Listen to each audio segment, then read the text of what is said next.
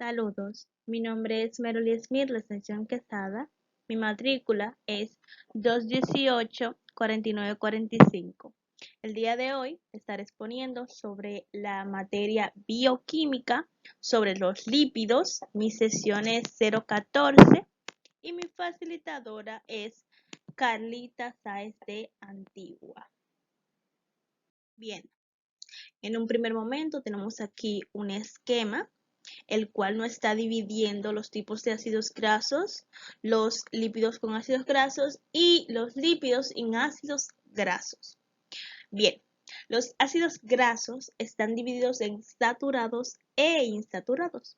Los saturados son los que carecen de un doble enlace de átomos de carbonos individuales.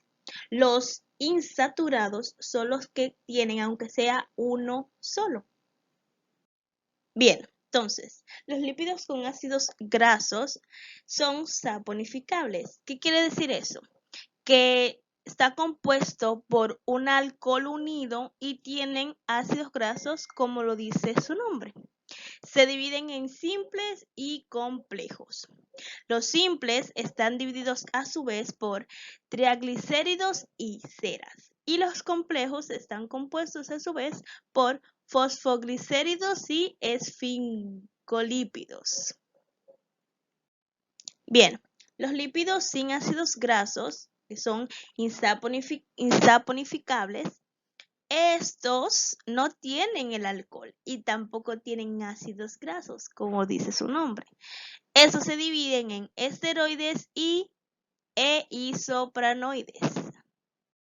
Denominamos lípidos a un conjunto muy heterogéneo de biomoléculas cuya característica distintiva, aunque no es exclusiva ni general, es la insolubilidad en agua. ¿Qué quiere decir eso? Que no se puede disolver en el agua, siendo por el contrario solubles en disolventes orgánicos, como por ejemplo el benceno, cloroformo, éter, hexano, etcétera, etcétera. Están constituidas básicamente por tres elementos: carbono, hidrógeno y oxígeno. Y en menor grado aparece también nitrógeno, fósforo y azufre. Triglicéridos. El glicerol es un alcohol de 3 carbonos. En cada uno de ellos posee un grupo oxidrilo OH. Cada OH se combina con el hidrógeno del grupo carboxilo de un ácido graso. De esta manera, el ácido graso se ensambla, o sea, se une, se conecta con el glicerol, desprendiéndose agua. Esa sería la fórmula OH, que sería el grupo oxidrilo del propio alcohol, más el H del carboxilo, y tendríamos el H2O, que sería el agua. De la unión del glicerol con un ácido graso se forma un monoglicérido. Con 2 ácidos grasos tenemos un diglicérido y con 3 ácidos grasos tenemos, lo que estamos hablando, un triglicérido. O sea que podemos encontrar un monoglicérido, un diglicérido y también un triglicérido. Esto va a depender de acuerdo a la unión de los ácidos grasos. Ácidos grasos son los componentes característicos de muchos lípidos y rara vez se encuentran libres en las células. Son moléculas formadas por una larga cadena hidrocarbonada de tipo lineal y con un número par de átomos de carbono. Tienen en un extremo de la cadena un grupo carboxilo denominado COOH. Aquí tienen un ejemplo de lo que sería la explicación de arriba. Los ácidos grasos insaturados tienen uno o varios enlaces dobles. Ya se lo dije con anterioridad que diferenciamos los saturados con los insaturados, que los saturados son los que no tienen enlaces dobles y los insaturados son los que tienen uno o varios enlaces dobles.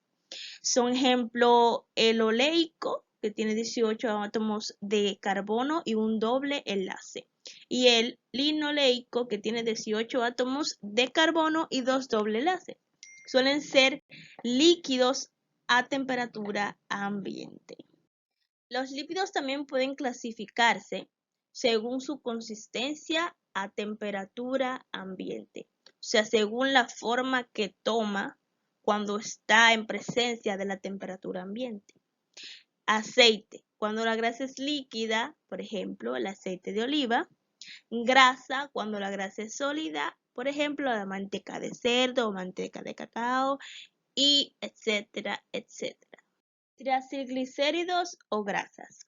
Una de las reacciones características de los ácidos grasos es la llamada reacción de esterificación, mediante la cual un ácido graso se une a un alcohol mediante un enlace covalente, formando un éster y liberándose una molécula de agua, como se ilustra en la figura. Así, de esta manera. Aquí tienen un esquema que ilustra la formación de un triglicérido. Aquí tenemos una glicerina que se une a un ácido graso, pasa el proceso de esterificación, de saponificación, y de aquí obtenemos una triacilglicérido o una grasa. En los alimentos que normalmente consumimos, siempre nos encontraremos con una combinación de ácidos grasos saturados e insaturados. Los ácidos grasos saturados son más difíciles de utilizar por el organismo, ya que sus posibilidades de combinarse con otras moléculas están limitadas por estar todos sus posibles puntos de enlace ya utilizados o saturados. Por eso, en determinadas condiciones pueden acumularse y formar placas en el interior de las arterias, que se conoce como la arteriosclerosis. Bien, dependiendo del tipo de ácido graso, mayoritario, las grasas pueden ser de 3 tipos: monoinsaturadas, poliinsaturadas y saturadas. Las monoinsaturadas están con presencia mayoritaria de ácidos grasos monoinsaturados y son abundantes en aceite de oliva y frutos secos. Las poliinsaturadas, con presencia mayoritaria de ácidos grasos polisaturados, se encuentran en abundancia en aceite de girasol y pescados azules. Y las saturadas, con presencia mayoritaria de ácidos grasos saturados, se encuentran abundantes en grasas animales y aceite de palma. Tenemos también los fosfoglicéridos o fosfolípidos.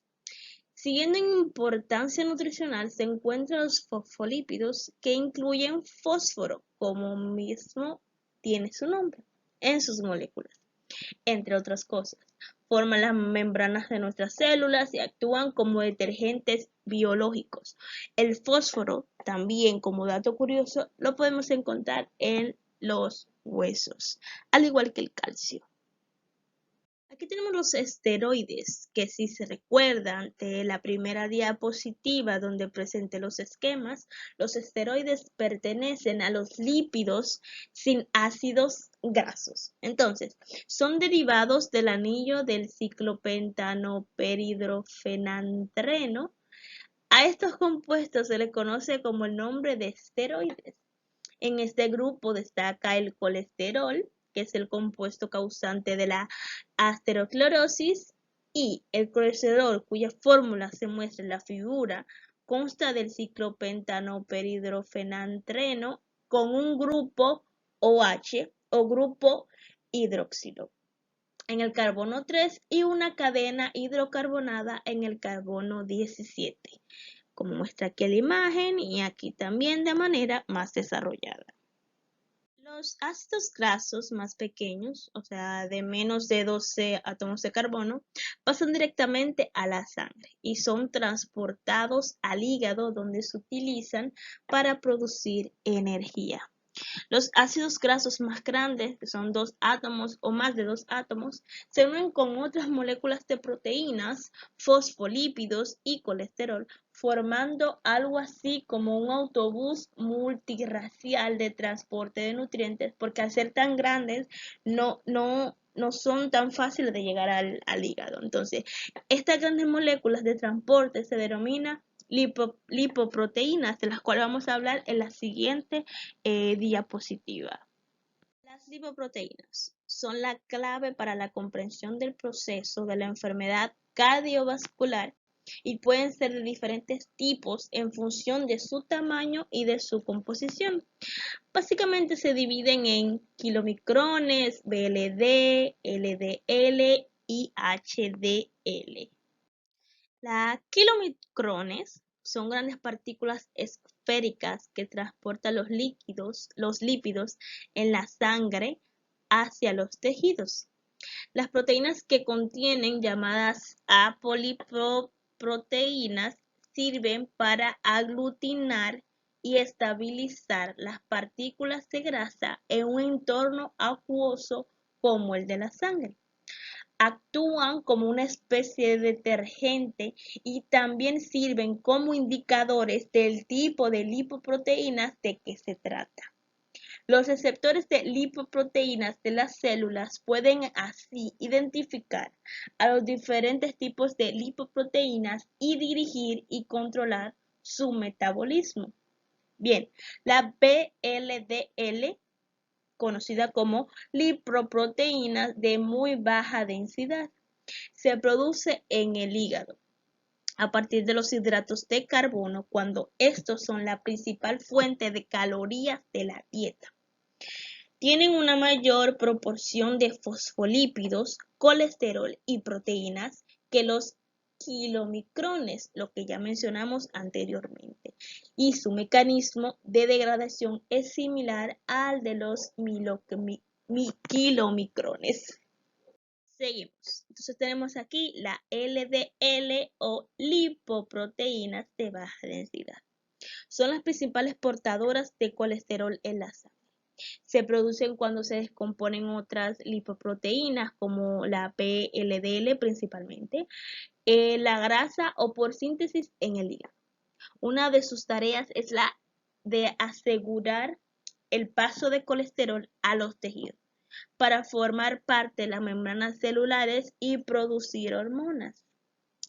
La incorporación del colesterol a las células se produce mediante un proceso en el que una proteína de la membrana de la célula, llamada receptor de la LDL, reconoce la apoproteína de la LDL y se une a ella. En este acto, todas las sustancias de las lipoproteínas pasan al interior de las células. Y por último, tenemos la HDL, denominada lipoproteínas de alta densidad. La función de las HDL es bastante diferente a la del resto de las lipoproteínas porque eliminan el colesterol sobrante de las membranas celulares y lo transportan hasta el hígado donde es reutilizado. A este proceso se le llama transporte inverso del colesterol y es de vital importancia para evitar acumulaciones de colesteroles en los tejidos que no necesitamos. El colesterol es uno de los componentes principales de las placas de ateroma que se forman en el interior de las arterias. Y si es retirado a tiempo, las probabilidades de que se formen placas se reducen drásticamente. Por este motivo, este tipo de partículas se le llama colesterol bueno. Muchas gracias por su atención. Espero hayan entendido el tema de manera satisfactoria. Aquí se despide Meroli Quesada. Adiós.